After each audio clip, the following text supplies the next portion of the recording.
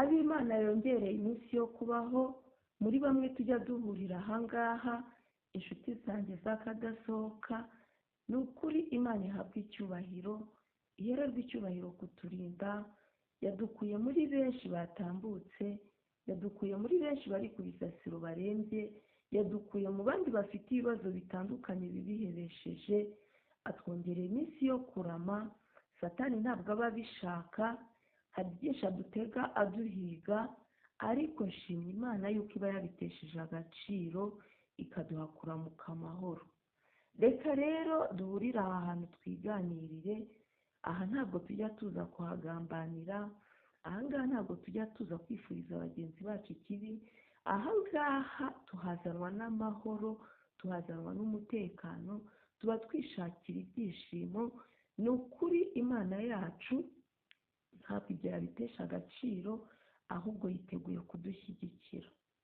Muntu wanjye tujya duhurira ahangaha utifitemo umutima mubi, turuda kubivuga, ni ukuri Imana ijya iguha umugisha, igihugu hanange wumve, kuko ibi ngibi mba nateguye, nta mutima mubi mba nabiteguranye, nta bugome mba nabiteguranye, mba ngira ngo bigufashe nk'uko nanjye bimfasha.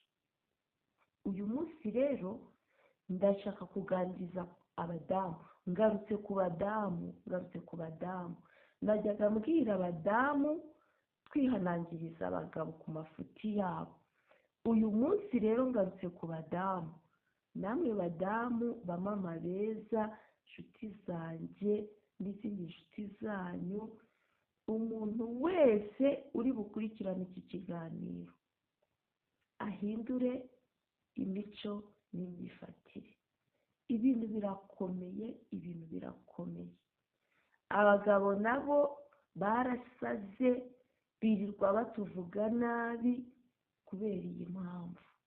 Bamama beza, tugiye kwiga kubaho twihesha agaciro, tugiye kwiga kubaho dukuraho abazimu n'abadayimoni badusuzugura, twubaka urugo. Uyu munsi rero akamisha ko tuganiraho bamama banjye, tugiye kwiga kwiyubaha. Ikintu bita kwiyubaha nacyo kirimo gukomeza kugorana. Hari abamama benshi babayeho batazi ikintu bita kwiyubaha icyo ari cyo. Si uko batakizi, ahubwo barakirengagiza, kandi kwa kukirengagiza biradusuzuguza, bigatuma umuntu wese agufata nka fake, akubona nk'umuntu wa fake, akubona nk'umuntu uciriritse. Oya, reka ibi bintu tubyiyame kugira ngo tube abantu bakomeye, tube abantu badahangarwa, umuntu wese ntakakubwira ijambo yiboneye. Bikunze kubaho kenshi abadamu benshi, niba ari ubukene, niba ari ingeso, niba ari za karande, ukabona umuntu w'umubyeyi ufite abana aririrwa mu kabari asangira n'imbobo zibonetse izo ari zo zose, ukabona wicaranye n'akantu k'akagabo k'amafuti mu kabari, murimo gusangira. Uwo mwasangiye uyu munsi si we mwasangiye ejo. Bya bindi njya niyama abagabo birirwa mu buraya bagendana n'ubugore budafite gahunda, guhera ku wa mbere kugeza ku cyumweru, ukareba uyu muntu ni bwoko ki. Uko bisuzuguza abagabo, natwe abagore biradusuzuguza. Bamama beza, umuntu wicara ahangaha ntabwo yabikora, ndabizi ko atabikora. Hari ukuntu tubaho, noneho ukajya wifata ugakundana n'ubuntu bw'ubugabo bw'ubusore bwa feke, ukuntu hirya no hino, ukagaruka mu cyiciro ukitwa indaya. Noneho ba bantu bakubonana na bwa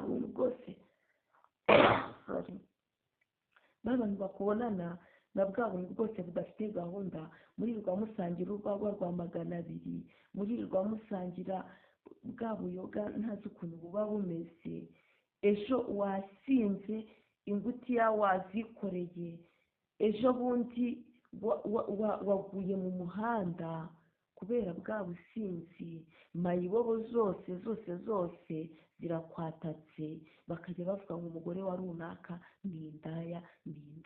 Ibi bintu birababaje, biteye agahinda.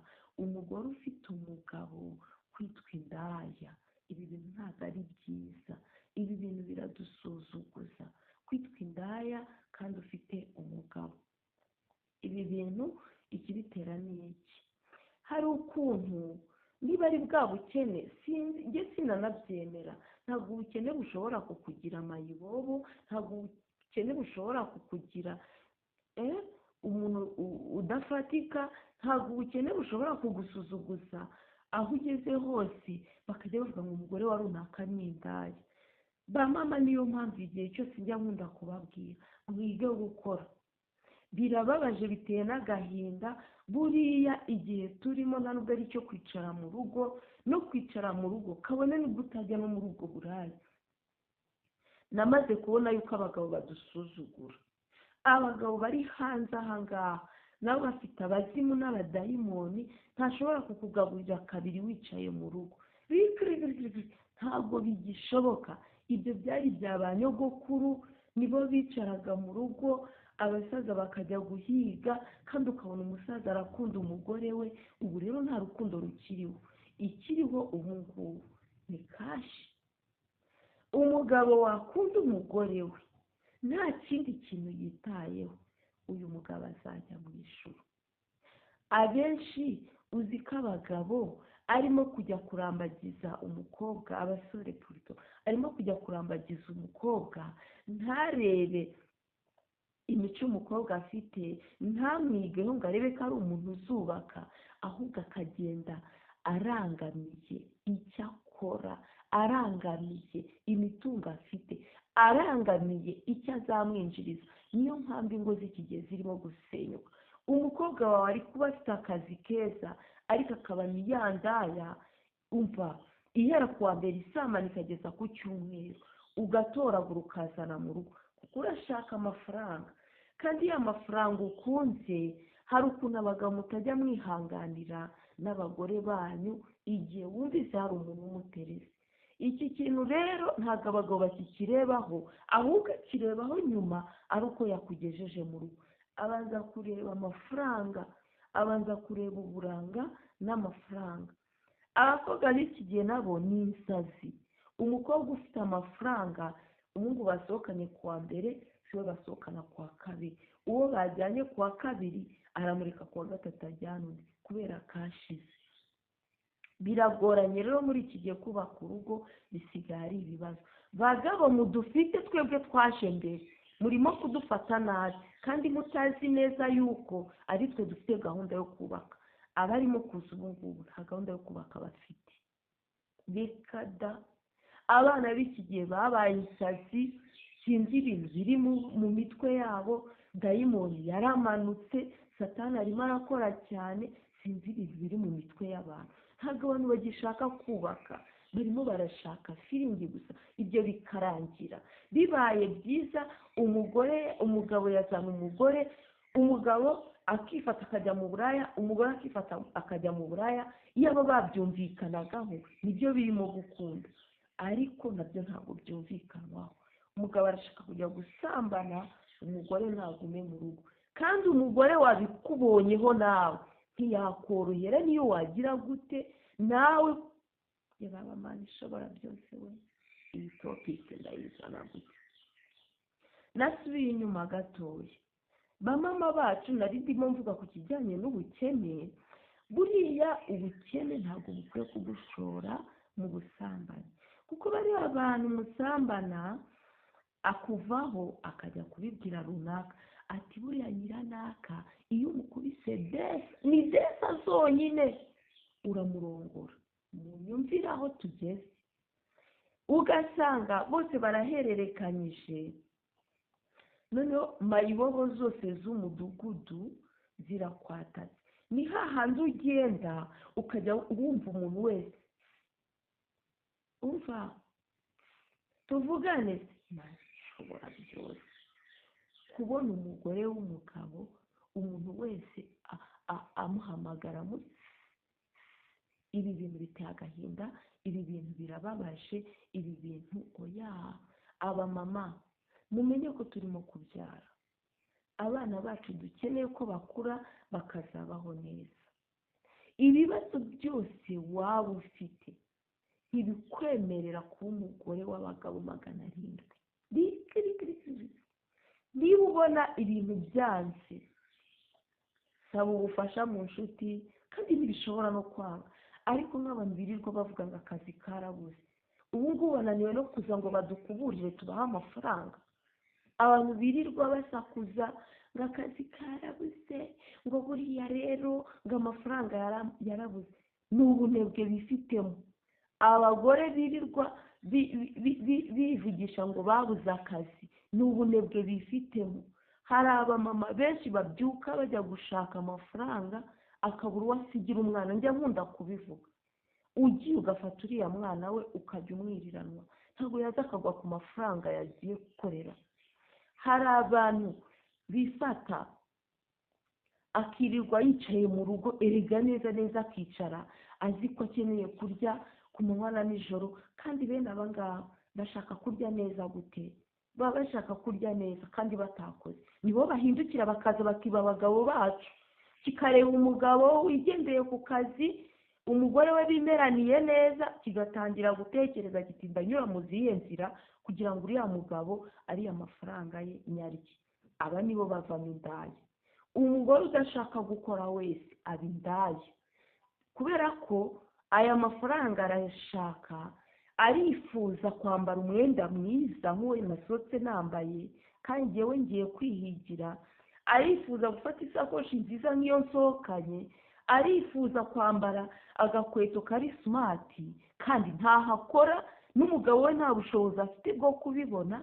Aba nibo bagaruka bakatwibira abagabo, agatangira akavuga ati buriya uriya mugabo wa runaka ndamushaka. Akenshi ibi bibazo bikunze kuba mu byaro. Mu cyaro niho haba abagore birirwa bicaye batagira ikintu bakora b'inkorabusa, nibo birirwa basambana kubera ko bafite umwanya, nibo birirwa baroga abagabo b'abandi. Njya nkunda kubivuga ibi bintu, njya nkunda kubivuga, sinzi impamvu abantu batabyumva. Buriya nta mugabo ushobora gusambana nk'isazi atararozwe. Umugabo wiyubashye, umugabo wiha agaciro, nawe ntabwo yiyandarika aho ageze hose. Abantu bose bakabibona ngo runaka, ngo umugabo wa runaka ni indaya. Ntabwo bijya bibaho. Ndabivuze nabihagararaho n'amaguru abiri. Abagabo biyandarika guhera ku wa mbere kugeza ku cyumweru yijanditse mu busambanyi, kabone nubwo yaba afite amafaranga, aba yataye agaciro. Uyu mugabo baba baramuroze. Umugabo wiyubashye agendana n'icyubahiro cye, ku buryo umubonye mu nzira n'ibyo yaba yakoze ntiwamenya ibyo ari byo. Uyu mugabo umugore we aramukunda kuko aba atamwumvaho utwo tuntu. Abapapa muzi impamvu abagore basuzugura abagabo babo, muzi impamvu abagore batubaha abagabo babo. Iyo umugore yakumvise yuko uri indaya, agasozi kose gatangiye kujya kabivuga, uyu mugore niyo wateka ibuye rigashya kugira ngo akubahe. Mbamenere ibanga, uyu mugore kugira ngo akubahe, emera gukubita amavi hasi. Bya bindi mujya mwiyemera mu gihe ngo sinasaba umugore imbabazi, bireke. Kutazimusaba se bimubwiye iki? apfa kuba akuzi. Ubwo nawe arahindura strategy y'imibanire yawe nawe, ntabwo aba akikwiyumvamo kwa kundi nkunda kubibabwira. Umugabo mwiza rero iyo yabonye yuko ibyo byagiye ahagaragara, apfukama hasi imbere y'umugore we akamusaba imbabazi. Niba ari na bya birozi bimurimo, umugore akamuvuza. Niba ari abazimi wabo bamushizemo, umugore akamufasha gusenga. Bagabo beza, njya nkunda kubivuga, umuntu ubona mu rugo harimo amakimbirane, igihe cyose umugore akajya kwiyama, ukabona urimo uramubabaza, urimo uramutera ibikomere, reka mbabwire, akaba kazabiherekeza, ntabwo kazaba keza. Njyewe ndavuga nkitambukira, we wabyumva ukavuga uti bamvugiye ibintu ugahita ufunga telefone ngo utabyumva. Ibyo bikurebe, ubwo njye natambutse nagiye nabikubwiye, kandi ibimba mvuze ntabwo ari ibyo mba mpimbye, ndabibona. Rero tugaruke ku bamama, niyo topiki nateguye uyu munsi, ako ni akaba gaciyemo. Bamama bacu, nawe uko ugenda wiyandarika, uyu munsi wasambanye na Jacques, ejo wasambanye na Paul, ejo bundi wasambanye na Ndereya, ejo bundi buriya wasambanye na Imana ishobora byose we. Aba bantu uri musambana nabo bahita bavuga bati twabonye imari ya make make, kandi uyu mugore umeze gutya rwose ni 100 ni desa, abaye menshi ni 5. Niyo mpamvu abagabo benshi ujya kureba, umugore umwe yigeze yatubwira ati jewe ntabwo nkunda umugabo wanjye. Kubera iki? Impamvu ugiye nakunda umugabo wanjye ni indaya kandi asambana na mayibobo. Ati iyo ndebye abantu asambana na risese miranyica nkumva naruka. Ibaze ibyo bintu aho biba bigeze. Bivuga ngo uyu mugabo wabigenje gutya, iyo agarutse mu rugo umugore yumvise semi mwishe kubera ibintu by'ibigoryi, ibintu bidafite gahunda yirirwa asambana nabyo. Abagabo njya nkunda kubabwira, niba warananiwe n'ingeso ukumva iyo ngeso yarakunaniye, bwira umugore wawe uti rero madamu, nabonye utampaza cyangwa se ntunyura, yewe rwose nk'uruhushya nshaka undi mugore wa kabiri. Ariko ubwo nticyaba gikemutsera, basi wenda ukabatunga ari 2. wa wundi wa mbere ntiyabyishimira, ariko burya ntiyakurakarira nk'uko yakumva uri imfizi y'akarere. Tujya tubita ngo ni imfizi z'akarere, abagabo bameze gutyo. Bivuga ngo uyu mugabo utarimo ubona yuko arimo ateza ibibazo mu muryango, utarimo ubona yuko atera ibikomere umugore we, uyu mugabo ni ikigoryi.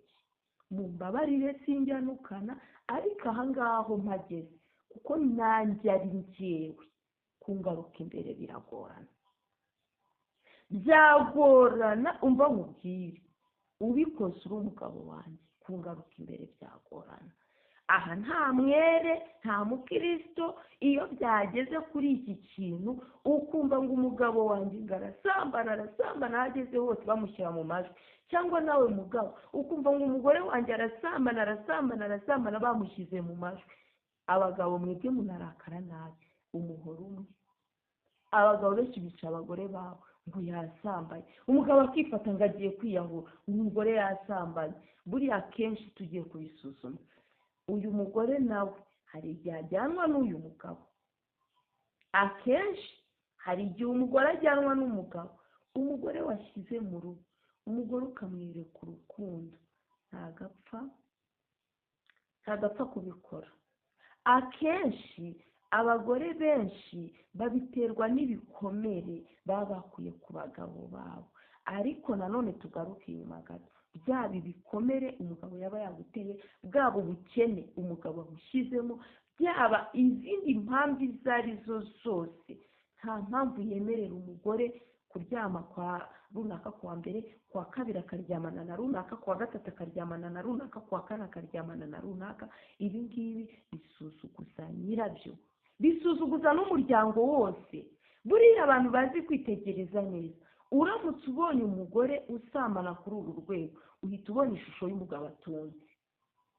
Abafite umugabo mubi, tujye tubivuga tubyeruye. Rero bamama beza, aho natangiriye nashakaga kubereka yuko ibi bintu byo gusambana kuwa mbere, kuwa kabiri, kuwa gatatu, kuwa kane, kuwa gatanu, umugabo mwasangiye urwego kuwa mbere siwe mwasangiye kuwa kabiri, ibi bintu bitesha agaciro. Ibi bintu byambika umudamu isura mbi, ibi bintu bituma n'urushishi n'ijeri bigusuzugura. Genda muzi umugore umwe, ntari buvuge izina,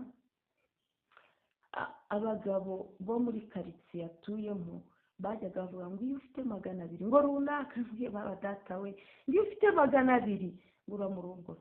Ariko naje gusanga uwo mugore yari umugome, dore umugore mubi, umugore ugira umutima mubi. Umva, nta mugore n'umwe yakundaga. Kubera iyihe mpamvu? Urumva, kubera bwa busambanyi bwe yabonaga umugore wese wubatse urugo rwe neza akumva arifuza umugabo we. Abaye yarabuze uko amugeraho, yarakwangaga wowe mugore we, kuko yarebaga uburyo ubayeho bukamurya. Ikindi, niba yafashe umugabo wawe yamufatishije, ubwo se abagabo basambana ntimubazi, ahadesa ntiyahakatira. Niba yamufatishije, yumvaga wowe wapfa ukava akamugumana. Ibi bintu rero bisuzuguza abantu, usibye ko bitanamara kabiri. Mu by'ukuri ubu si ubuzima, ntabwo aka ngaka ari akazi. Tugaruke inyuma ku bagore bicuruza, nako abakobwa bicuruza. Iyo wabaye muri ubu buzima, heba kuvuga ngo uzabaho neza, nta kubaho neza guhari. Kugira ukuri indaya ukavuga ngo uzabaho neza, arewe wagiye se mu rugo rw'umuntu ngo wabonye za magabo.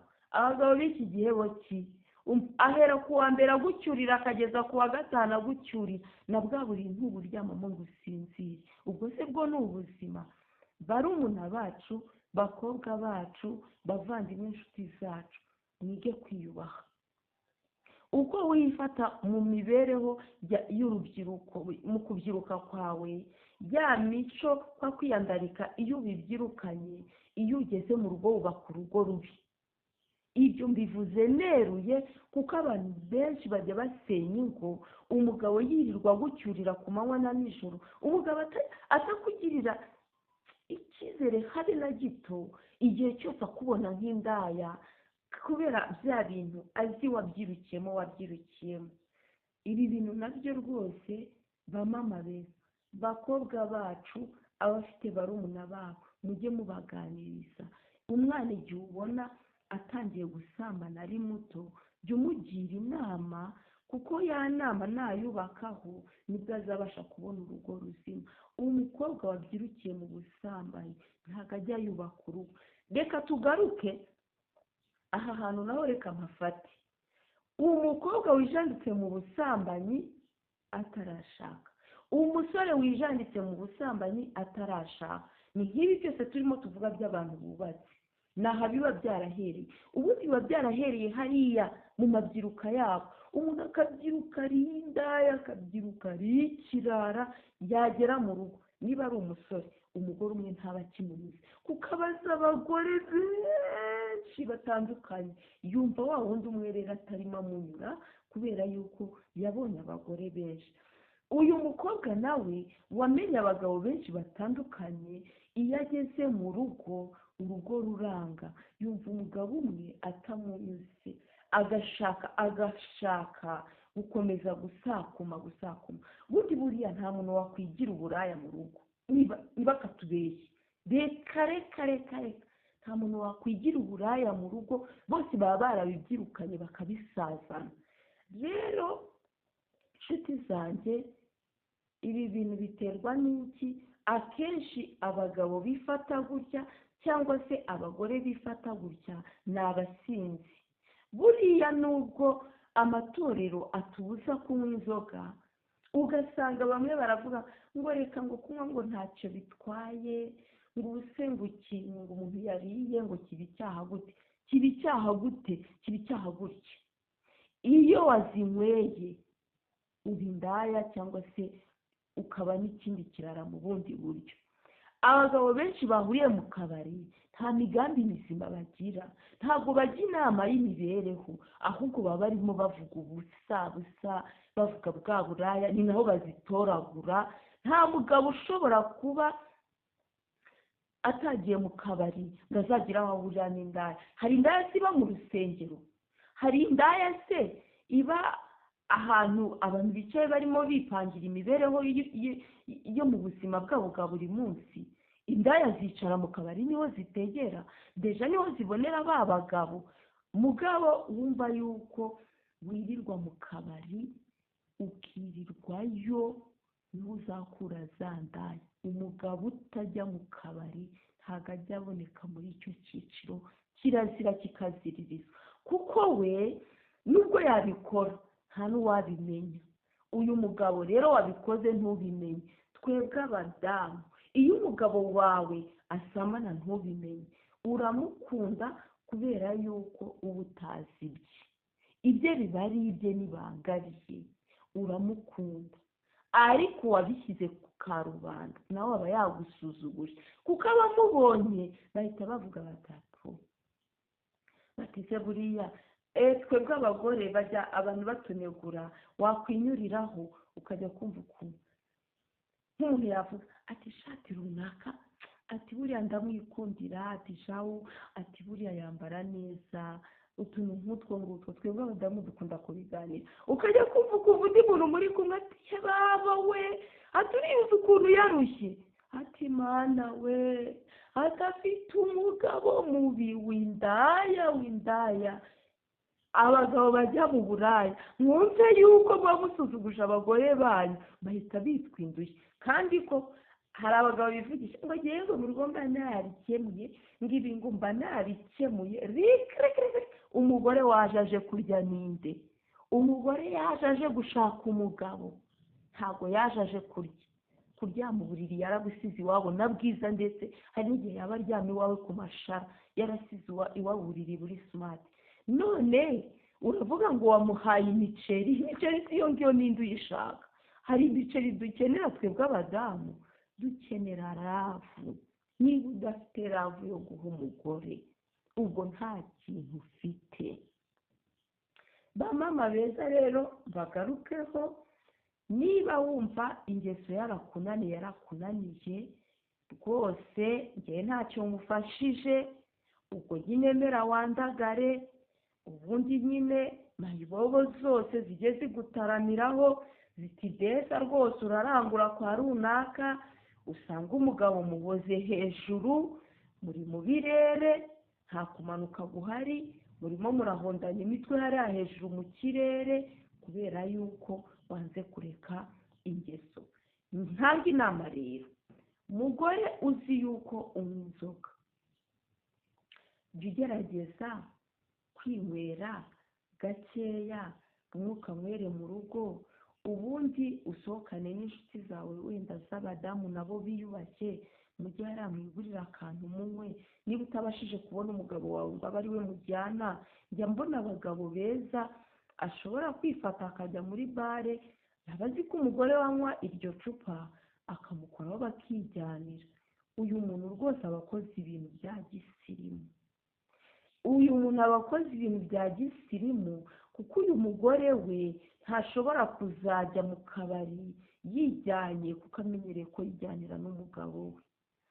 Umugore wabonye izindi nshuti ze z'insirimu mu mutwe bakijyanira bakajya gusangira rya cupa, ibi nta kintu bitwaye, bakitahira bakajya mu rugo.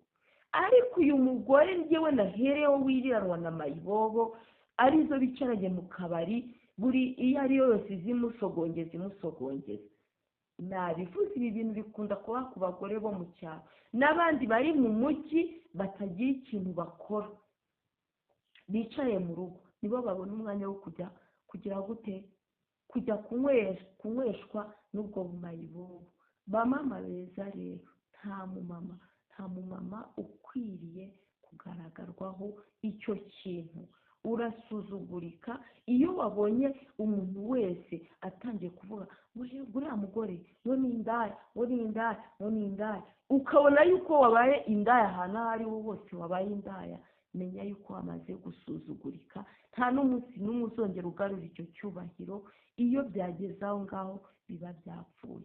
Abamama banjye rero tujya twibanira aha ngaha, usibye kuba yakumva iki kiganiro akaba azi wenda umuntu iyi mico iriho, akaba yamuganiriza, ariko ababa hano muri imfura, muri beza cyane, muri abamama beza, muri smart mu mutwe no ku mubiri, ahantu hose muratuje, ahantu hose mwambaye igikundiro. Uwiteka nabantere umugisha. Bayi, ibyacu nakagaruka, tuzabonana ubutaha. Murakoze.